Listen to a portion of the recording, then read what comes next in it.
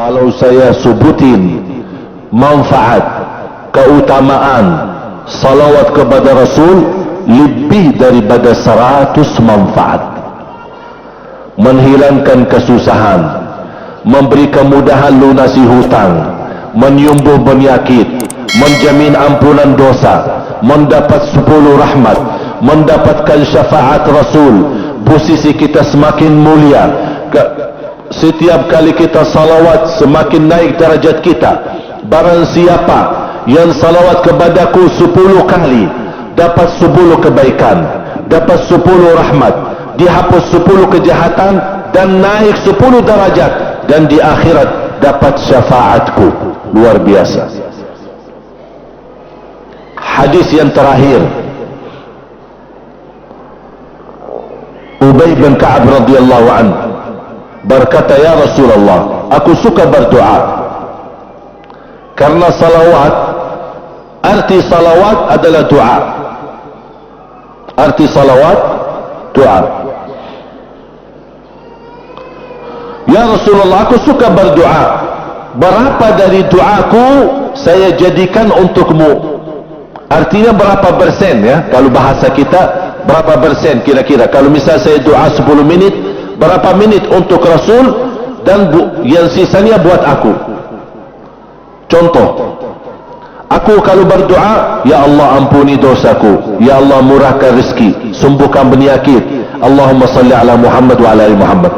Berarti lebih banyak untuk diri kita, baru untuk Rasul. Sahabat itu ya Rasulullah bertanya, ya Rasulullah, berapa bagian dalam doaku saya jadikan untukmu? Apa kata Rasul? Kata Rasulullah SAW, ma syi'ta wa in zidta fahuwa khairul lak. Ya terserahmu. Mau doa bagaimana untukku? Ya terserahmu. Tapi semakin banyak untukku, semakin banyak manfaatnya untukmu. Apa kata sahabat? Ya Rasulullah, saya akan jadikan separuh doaku hanya salawat kepadamu. Artinya kalau saya doa 10 menit, 5 menit salawat, dan 5 menit doa untuk diriku sendiri. Apa kata Rasulullah? Terserahmu, wa in zidta fahuwa khairul lak. Kalau kamu berani tambah, itu jauh lebih baik untukmu.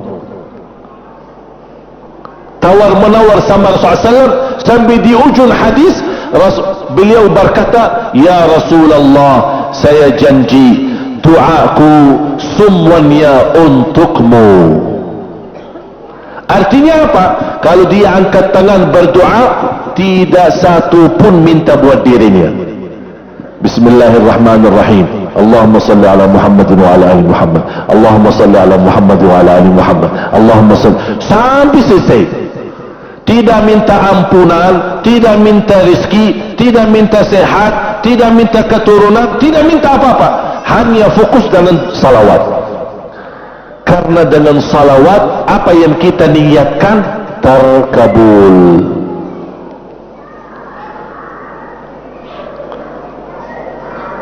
Saya dapat dari guru saya, nanti saya akan ceritakan bagaimana cara berdoa. Kata sahabat, ya Rasulullah, saya akan jadikan doaku hanya salawat kepadamu. Apa jawab Rasulullah SAW? Idzan taf'al yuqfa hammuk wa yughfaru dhanbuk wa tuqda hajatuk. Kalau kamu lakukan hanya doamu, hanya salawat kepadaku, akan dihilangkan segala kesusahan, diampuni segala dosa, dan dikabulkan segala hajat. Kata ulama, apa yang diharapkan oleh manusia? Hidup di dunia tambah susah, dan hidup di akhirat tambah dosa. Betul? Itulah kita dapat dengan salawat kepada Nabi Muhammad SAW. Berdoa, ketika anda berdoa, contohnya seperti ini. Setiap anda berdoa, biasa mulai dengan bismillah dan memuji Allah Subhanahu wa ta'ala. Cukup satu kata memuji Allah, dalam segala pujian alhamdulillahi rabbil alamin. Segala puji bagi Allah. Ini mewakili semua pujian yang lain. Asmaul Husna, segala sifat agung, segala kemuliaan diwakili oleh satu kata, Alhamdulillahi Rabbil Alamin. Kata sederhana, kata tidak terlalu panjang, tapi maknanya sangat luas. Oleh kerana itu boleh diulangi berkali-kali. Alhamdulillahi Rabbil Alamin, Alhamdulillah, sambil benar-benar merasa di hati. Karena ini ucapan mewakili segala pujian yang kita ingin sampaikan kepada Allah. Karena ada pujian yang kita ingat, ada pujian kata-kata yang kita tidak hafal, dan Alhamdulillahi Rabbil Alamin mewakili segala pujian kepada Allah Subhanahu Wa Taala. Kemudian bersalawat, Allahumma salli ala Muhammadin wa ala ali Muhammad kama sallaita ala Ibrahim wa ala ali Ibrahim innaka Hamidum Majid. Silahkan doa, ya Allah ampunilah dosaku. Allahumma salli ala Muhammadin wa ala ali Muhammad. Ya Allah sembuhkan penyakitku. Allahumma salli ala Muhammadin wa ala ali Muhammad. Ya Allah berikan kepada aku anak yang salih-salihah. Allahumma salli ala Muhammadin wa ala ali Muhammad. Jadi setiap langkah doa diawali dan diakhiri salawat. Faham? Subhanallah, wallahi dahsyat. Saya tidak bisa cerita apa lagi. Mau cerita apa lagi? Wallahi dahsyat. Saya tidak pernah istiqamah mengamalkan doa seperti ini. Alhamdulillah selalu terkabul.